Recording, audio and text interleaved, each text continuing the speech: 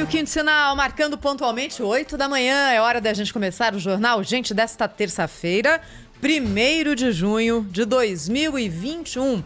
Vamos lá com os assuntos do dia. Já dou as boas-vindas aos nossos ouvintes que estão conosco pelo Dial em São Paulo, pela Rede Bandeirantes de Rádio em todo o país, pelo Facebook, pelo YouTube, pelo aplicativo Bandplay, onde você quiser. Começar falando sobre Copa América.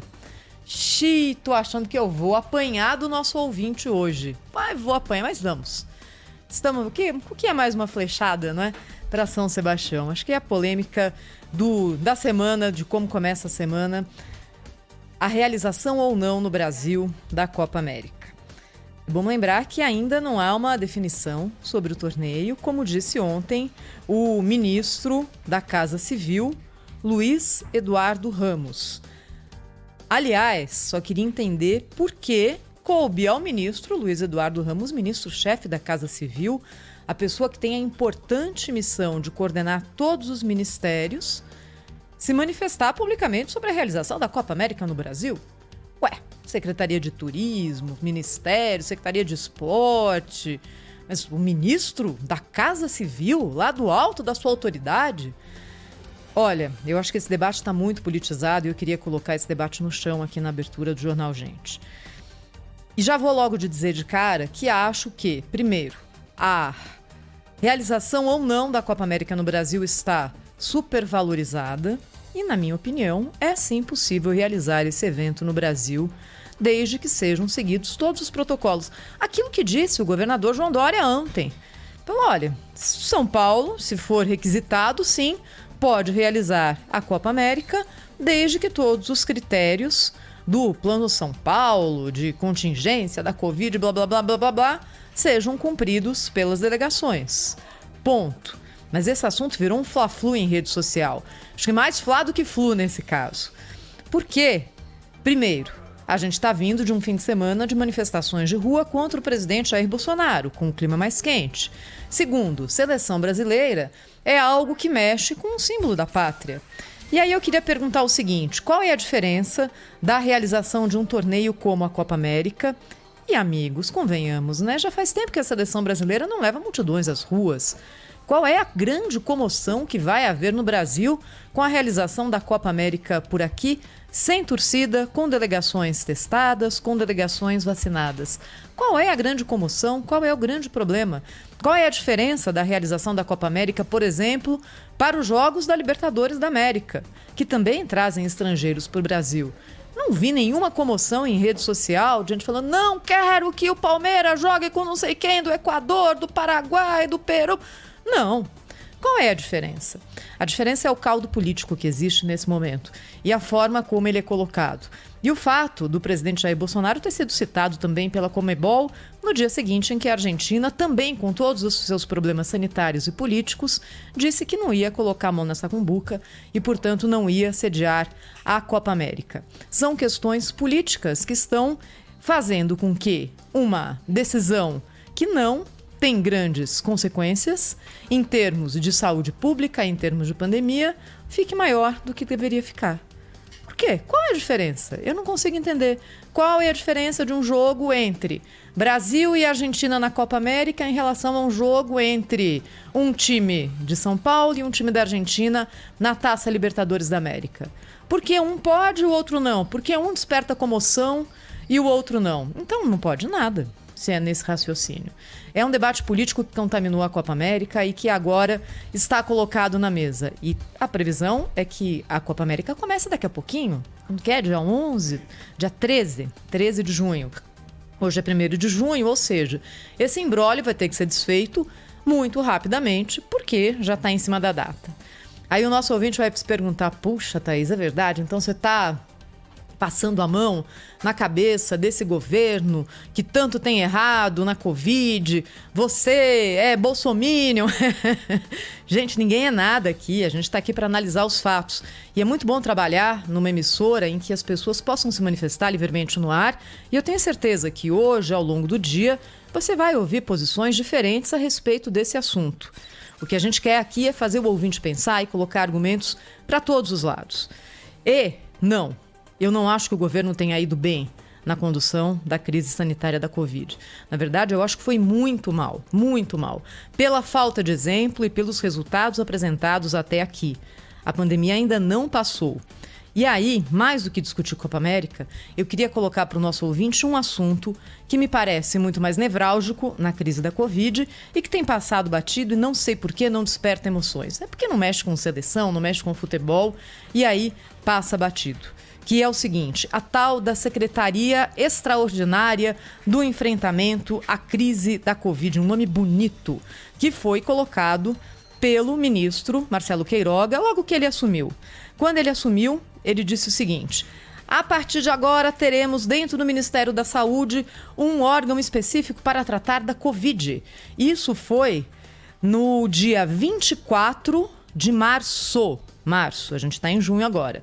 No dia 24 de março, ele disse que teremos uma secretaria que trabalhará dioturnamente, aquela palavra bonita também, né? 24 horas por dia, sábados, domingos, feriados, no enfrentamento à Covid. O bode do ministro Pazuello tinha sido tirado do Ministério da Saúde e aí o ministro Marcelo Queiroga veio com essa ideia brilhante, depois de um ano de pandemia, ter dentro do Ministério da Saúde alguém que trate especificamente da pandemia. Palmas para ele. Muito bem.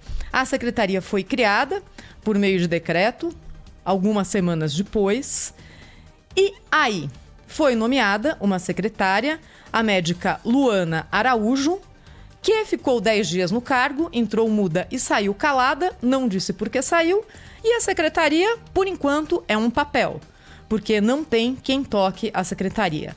A médica Luana Araújo saiu no dia 22 de maio, ou seja, foi uma secretaria anunciada em março para trabalhar dia e noite contra a Covid. A gente está em junho e ela não tem sequer titular. Isso aqui é sério, porque a gente continua fazendo a mesma coisa em relação ao combate à Covid e acha que o resultado vai ser diferente. Impossível. Copa América me parece uma discussão menor nesse momento. Cláudio Humberto, direto de Brasília. Muito bom dia para você, Cláudio. Olá, Thaís Freitas, muito bom dia Pedro Campos, bom dia Brasil. Estou com você, viu, Thaís? A discussão sobre a Copa América chega a ser inacreditável, né? As alegações são absolutamente idiotas, para não dizer outra coisa, né? Porque, afinal de contas, acabaram politizando uma discussão sobre uma competição privada, particular, porque não é uma promoção de governo, né? Acabaram politizando um evento que é da Conmebol. É uma entidade particular, tanto quanto a CBF, uma entidade particular, tanto quanto as federações e confederações de futebol do mundo inteiro são entidades privadas, né? Não tem nada a ver com o governo, nem mesmo nas mais ferrenhas das ditaduras. Agora, aqui no nosso país, essa discussão é risível, né? Nós temos o país, o Brasil, em vez de se orgulhar, bater no peito cheio de orgulho, ó, o Brasil vai sediar mais uma competição internacional desse nível, com a importância da Copa América. É uma competição que galvaniza as atenções do torcedor brasileiro, tanto quanto, quer dizer, só perde essa preferência para a Copa do Mundo. Abaixo da Copa do Mundo é Copa América, é um belíssimo de um torneio, né, de uma competição na qual o Brasil já se sagrou campeão várias vezes, com decisões e jogos memoráveis. Quem gosta de futebol ama a Copa América, né? Mas aí virou uma coisa de, se o Bolsonaro concordou, então eu estou contra, né? E aí começou essa coisa. Eu estava vendo na primeira hora as declarações do governador do Piauí. Eu sou contra porque o governo federal, isso não é hora, que não sei o que e tal. E não tem nenhuma argumentação razoável, ninguém tem nenhuma argumentação razoável. Aí o máximo que se diz, isso não é hora, Covid, pandemia, etc. Para os que estão tão preocupados com a questão da pandemia, é bom lembrar que o Brasil tem expertise nisso, na promoção de eventos de qualquer porte do ponto de vista do futebol. O Brasil tem uma capacidade instalada já prontinha para ser utilizada, não é? Que são os estádios, que bem ou mal são a herança que tivemos da Copa do Mundo aqui no Brasil, né? O legado da Copa do Mundo não foram hospitais, não foram nada, foram estádios de futebol. Estão aí disponíveis para a realização dessa competição. Estamos falando de 30 jogos. 30 jogos. A Copa América se resume a 30 jogos, sem público. 30 jogos sem público. A Série A do Campeonato Brasileiro, que é o maior campeonato de futebol do mundo, a Série A tem 20 clubes. A Série B tem outros 20, Série C 20, a Série D 68. Estamos falando aqui, portanto, de... perdi as contas, uns 128 ou por aí, né? 128 clubes que todas as semanas se enfrentam. Todas as semanas. São ali alguma coisa, juntando essas 4 séries, são alguma coisa aí em torno de, sei lá, talvez uns 50 jogos por semana, 50, 60 jogos por semana, no mínimo.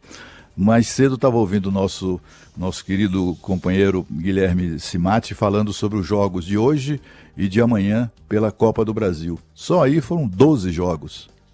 12 jogos, talvez mais, viu? Talvez metade daqueles jogos que são esperados para a Copa América. Eu não consigo encontrar lógica naquelas pessoas que se colocam contra a Copa América, como se isso fosse um risco extraordinário. Estamos falando de delegações de no máximo 65 pessoas, todas elas vacinadas. Quase todas as delegações compostas por pessoas saudáveis, né? Tem muita gente dizendo, mas vai ocupar os nossos hospitais. É como se nós estivéssemos importando doentes, né? Ou pessoas muito fragilizadas do ponto de vista da saúde para ocupar vagas nos hospitais do Brasil. Essas pessoas, se há um grupo de pessoas onde a possibilidade de ocupação de vaga de leito hospitalar é mínima, é exatamente essa gente. São atletas, são pessoas saudáveis, estão vacinadas, estão protegidas. E outra coisa, cada uma dessas equipes da Copa América, quando for jogar, seja em Brasília, em São Paulo ou no Amazonas, sei lá onde é que eles vão jogar, onde quer que venham a jogar, eles terão que cumprir os protocolos de segurança sanitária que são estabelecidos pelo prefeito, pelo governador e eventualmente até pelo governo federal, se meteu a colher nessa história também. Então, assim, é uma discussão boba, idiota, né? É uma discussão que idiotiza o Brasil, né? Fica todo mundo lá e a gente fica... as pessoas ficam, inclusive, reticentes em criticar criticar os críticos, né? Porque, assim, é como se fosse proibido se colocar contra essa onda, né? É como se estivéssemos todos impedidos. Se tem ali como é que eu diria, uma onda nas redes sociais, aí não se pode colocar contra essa onda, porque senão você vai ser demonizado, você vai ser criticado, vai ser cancelado. Tem essa coisa fascista agora de cancelar pessoas com as quais você... Eu não sei o que isso significa, mas cancelar pessoas com as quais você não concorda. É como matar. Não gosto, eu mato. Não gosto, eu cancelo, né? Eu não gosto, eu deleto. É exatamente esse princípio fascista que está dominando grande parte das discussões do gênero nas redes sociais. A gente precisa restabelecer aí uma certa sensatez, né? Precisa restabelecer o equilíbrio, né? Essa discussão de Copa América, meu Deus do céu, nós estamos falando num país como o Brasil que participa vai participar agora, né? Que participa, não agora, mas participa de eliminatórias da Copa do Mundo, da Copa Libertadores, da Copa Sul-Americana, das 4 séries do Campeonato Brasileiro, né, do Brasileirão, Copa do Brasil, acabou de promover campeonatos estaduais. Todos os estados tiveram seus campeões, as multidões saíram às ruas para celebrar, para aglomerar, celebrando os títulos dos seus clubes. Os políticos ficaram todos caladinhos, ninguém falou nada, porque sabe como é que é, né? Torcedor é eleitor, então não vamos criticar lá os torcedores do São Paulo que saíram às ruas para comemorar o título, nem tampouco os torcedores do Grêmio, ou lá do meu CSA de Alagoas, 40 vezes campeão estadual. Então, assim, ninguém falou. O relator da CPI da pandemia é lá de Alagoas. Por que ele não criticou a aglomeração dos torcedores do CSA comemorando o título? Há uma hipocrisia, né, misturada com essa idiotice, essa idiotia que permeia as redes sociais, contra a qual a gente precisa lutar. Nós estamos falando de um país que promove, além desses campeonatos que eu falei, ou participa de campeonatos esses que eu falei, que promove também campeonatos sub-20, sub-17, sabe, tem uma competição em andamento do Brasileirão Feminino A1, mas também tem o Brasileirão Feminino A2. Quer dizer, são inúmeras competições esportivas que fazemos sem público, né? E por que não promover a Copa América? Eu não entendo isso. É como como disse a Thaís, qual é a diferença de um Palmeiras e Corinthians sem público no Aliança ou no Aliança ou no Itaquerão, e um jogo no Itaquerão entre a seleção brasileira e a seleção da Argentina também sem público? Qual é a diferença, pelo amor de Deus? Olha, quanto mais passa o tempo, a gente pensa que alguns setores daqui da nossa sociedade estão mais, mais cientes da realidade que o cerca, mas as pessoas viajam na maionese. É impressionante. Eu acho que essa Copa América deve ser realizada e o Brasil tem todos os motivos do mundo para se orgulhar dela. É preciso lembrar também que essa onda contra a Copa América foi deflagrada por um grupo de comunicação social poderoso que perdeu os direitos de transmissão da Copa América. Aí colocou todo o seu pessoal para esculhambar com a realização desse evento no Brasil. 8h15. E vamos falar muito ainda sobre esse assunto hoje na programação da Rádio Bandeirantes. É o assunto do dia, né? E vai ter daqui a pouquinho a definição se o Brasil mesmo vai sediar ou não vai a Copa América. Você vai entender tudo aqui ao longo da nossa programação. Eu queria chamar nesses destaques iniciais que fazemos todos os dias na abertura do Jornal Gente a atenção para um assunto que não está muito no noticiário, né? Daqueles que você só ouve aqui na Rádio Bandeirantes com profundidade. Hoje a gente tem a coluna do nosso especialista em segurança pública, o procurador de Justiça do Rio de Janeiro, Marcelo Rocha Monteiro, que está conosco todas as terças-feiras aqui para discutir algum assunto da área da segurança que não pode ser esquecida nesse momento de pandemia, nesse momento em que outras questões todas tomam prioridade do noticiário, mas por isso a gente marca a presença pelo menos uma vez por semana aqui para discutir esse assunto. Hoje a gente vai falar sobre a lei de drogas, o tráfico de entorpecentes que movimenta bilhões de reais por ano e que é o grande responsável pela falta de segurança pública que nós temos. Porque as grandes quadrilhas, as grandes facções criminosas, elas têm o seu poderio baseado no tráfico de entorpecentes. É o tráfico que movimenta toda essa estrutura do crime, que traz jovens para serem soldados do crime, que tira alguns jovens da escola, que tira jovens aí de realizarem os seus sonhos, de trabalharem honestamente para entrarem para esse mundo criminoso, né? E você vai entender um pouco mais quais foram os efeitos das mudanças que nós tivemos na lei de drogas ao longo desses últimos anos. Para a nossa conversa ficar um pouco mais rica hoje com o procurador Marcelo Rocha Monteiro, tem alguns elementos também que não dizem diretamente a lei de drogas, mas que estão relacionados ao tráfico de drogas, que são decisões recentes do Superior Tribunal de Justiça proibindo a polícia, punindo policiais que realizam operações ao vasculhar veículos onde estão traficantes de drogas. A polícia para o carro, pede para que os integrantes deixem o veículo, faz uma vistoria e encontra uma porção de maconha, crack, cocaína, heroína, êxtase ou qualquer outro entorpecente. Esse caso é levado para uma delegacia, o Ministério Público apresenta uma denúncia para a Justiça. Quando bate lá no STJ, e só bate lá porque tem advogado bom, hein? Quem já enfrentou um processo na Justiça sabe o quanto custa chegar lá em Brasília com recursos, mas eles vão até Brasília. E aí lá no STJ há uma onda de desqualificar esse tipo de trabalho da polícia. E qual é o argumento usado pelos ministros do STJ? Falta o mandado. Mas ora, como que o policial poderia imaginar que naquele veículo havia um entorpecente para pedir um mandado? E outra, vai ter juiz de plantão toda hora, na hora que um veículo suspeito passar para pedir um mandado, para ver se pode ou não pode averiguar aquele veículo? Então, se a averiguação for feita dentro dos parâmetros da polícia, e se achar um entorpecente lá, nós vamos jogar fora todo esse trabalho da polícia de combate ao crime? Por essa mera questão aí trazida pelo STJ de um preciosismo, né, garantista? É óbvio que não. É óbvio que isso está no caminho errado, está no caminho contrário àqueles que querem combater o tráfico de entorpecentes. Então, são decisões recentes que eu selecionei aqui para a gente discutir também essa questão ligada ao tráfico de entorpecentes. Hoje, para você que gosta desse assunto, segurança pública, para você que torce por um país com mais segurança, menos insegurança, esse é o objetivo de trazermos esse debate semanalmente aqui no Jornal Gente da Rádio Bandeirantes. Agora, 8h19, você está conosco também no youtube.com/Rádio Bandeirantes Oficial. E muita gente falando pelo nosso WhatsApp, 11 999048756. Você já sabe, coloca o seu nome, o lugar de onde você está falando e o que você está achando dos assuntos que são colocados em pauta aqui pelo Jornal da Bandeirante Gente. 11 999048756. O governo tem aí bem na condição. Bom dia, Thaís, Pedro, Cláudio. Na verdade, eu acho que foi muito. É demais viver em um país que tá politizado desse jeito, né?